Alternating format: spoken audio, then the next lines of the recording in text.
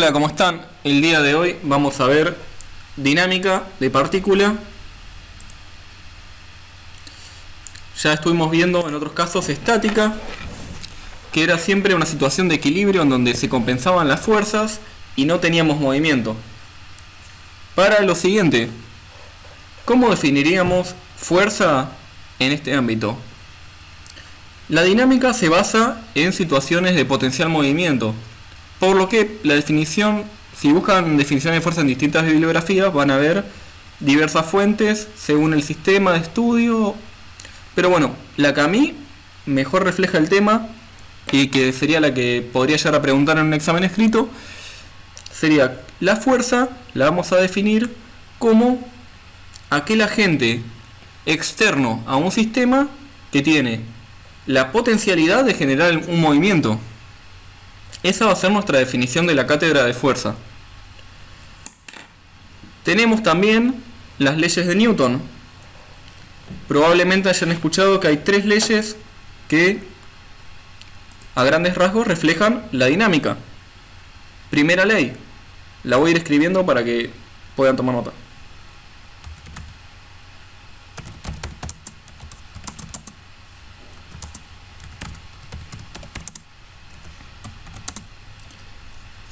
Esta nos va a decir que un cuerpo tiende a permanecer estático o a viajar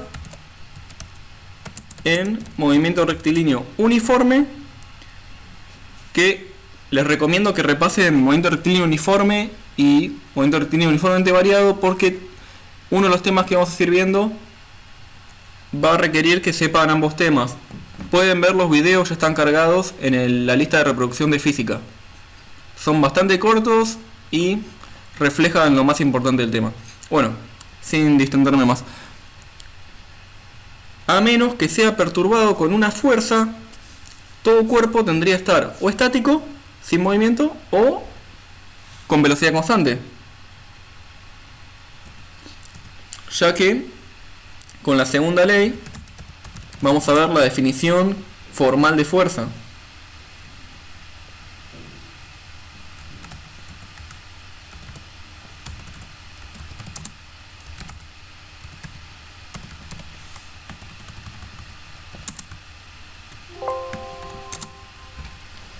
Nuestra segunda ley va a definir a la fuerza como la relación, el producto entre una masa y su aceleración.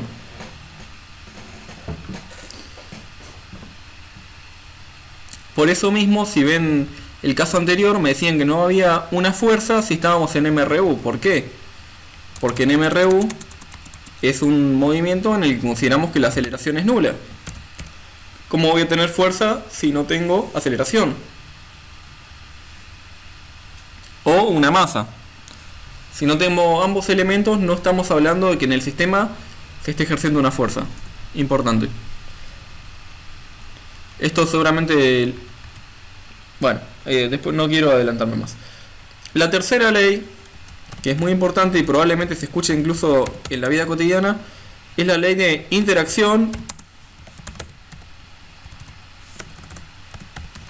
mal llamada muchas veces en libros de nivel secundario como acción y reacción.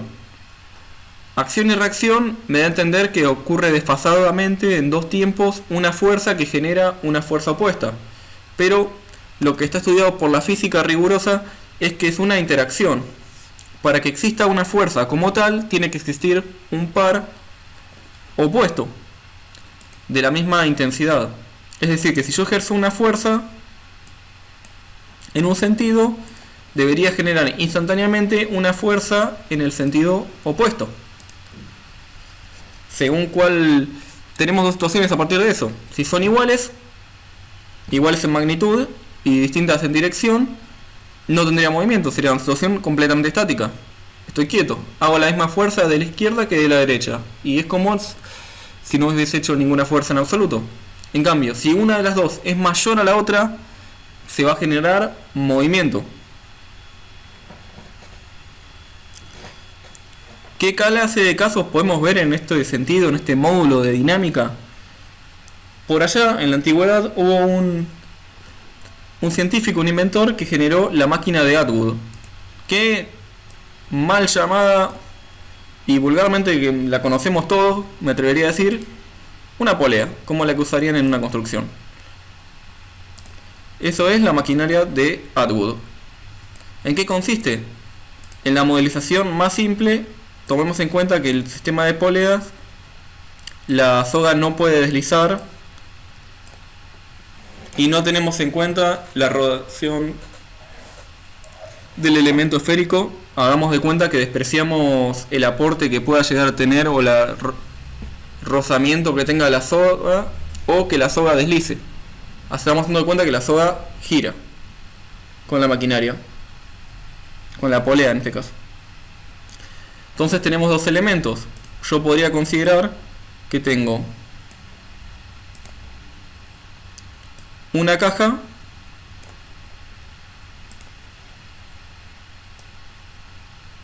con cierta masa y otra caja con una masa superior. Vamos a ponerle masa 1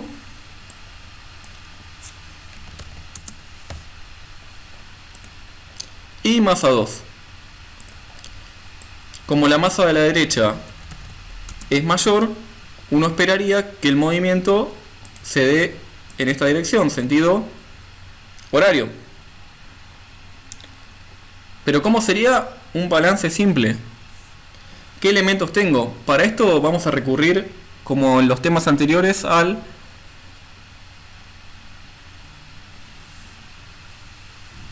diagrama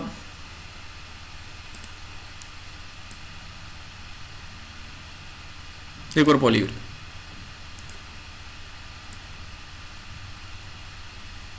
Vamos a ver el efecto de las fuerzas en los ejes y cómo de ahí lo traducimos a un balance, que en este caso no es una situación estática.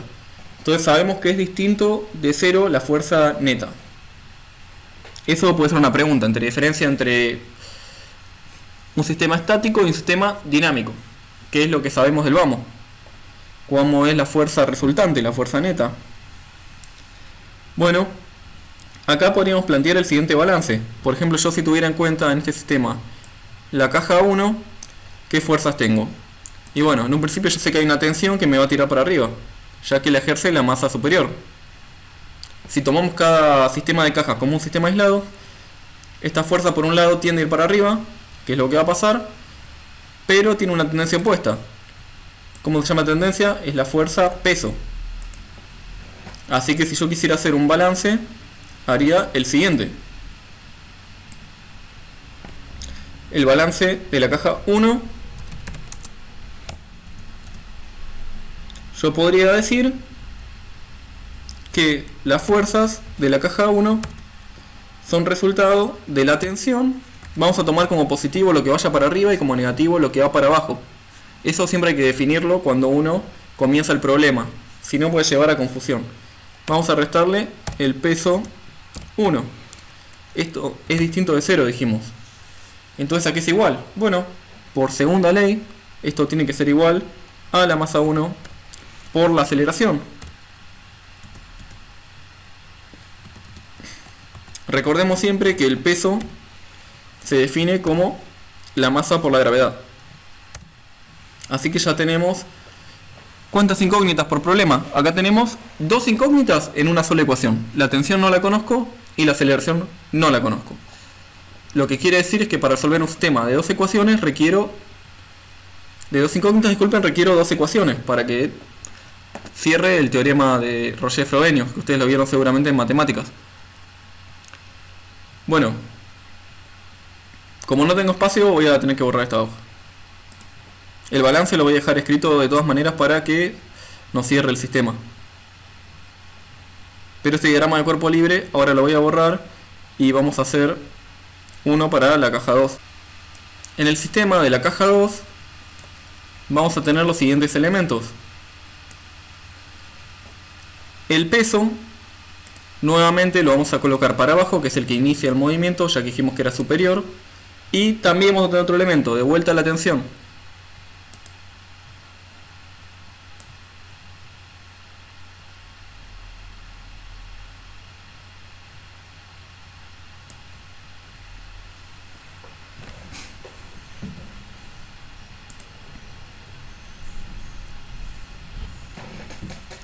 En este caso vamos a hacer un balance de caja 2.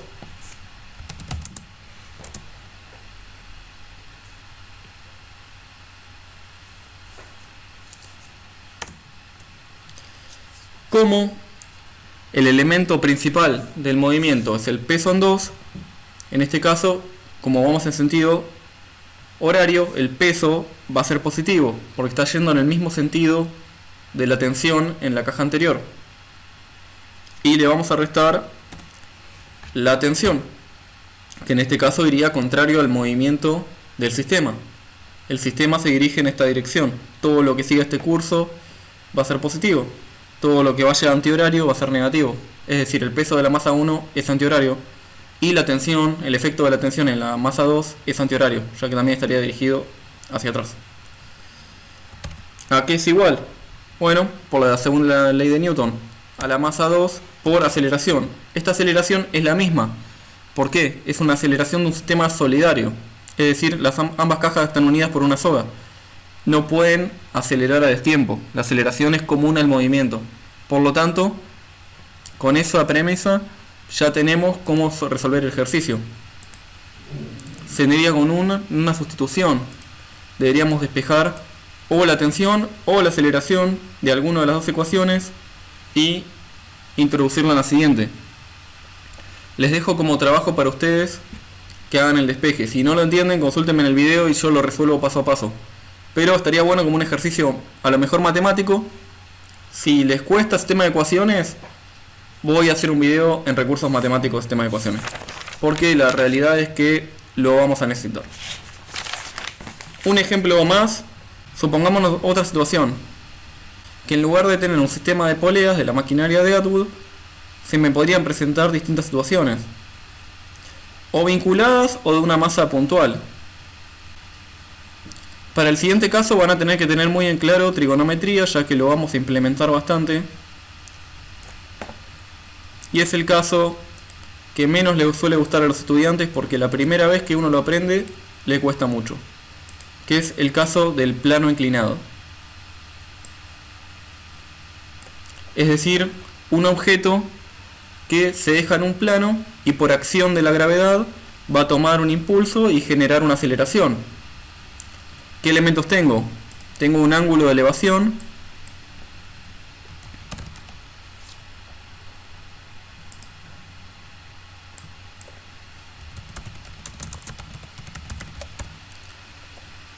y tengo la masa.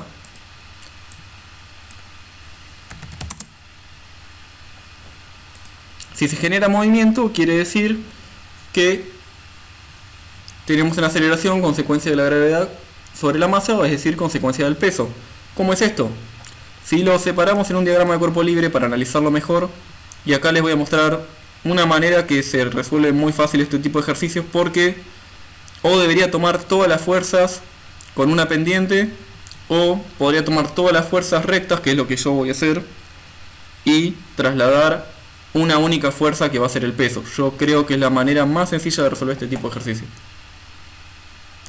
En el típico diagrama de cuerpo libre, para una masa puntual como la que tenemos, vamos a tomar el siguiente postulado. Yo voy a tomar que el peso, en este caso, va a tener esta dirección. Es decir, esta dirección la podrían calcular como el módulo del peso o la masa por la gravedad. Y lo que vamos a estar calculando nosotros son las proyecciones, como estuvimos haciendo en ejercitaciones pasadas de otros temas. Tenemos el peso resultante en Y, que en este caso va a ser el coseno, ya que está invertido de los casos pasados que estábamos viendo. Si alguno tiene alguna dificultad con hallarlo, comuníquemelo y lo voy a hacer. Pero creo que esto ya lo había explicado en otros videos. Y la proyección del peso en X, que en este caso sería el seno. del ángulo alfa siempre por el módulo del peso, por la masa por la gravedad. Con esto podemos, de manera relativamente sencilla, descomponer nuestro sistema de fuerzas.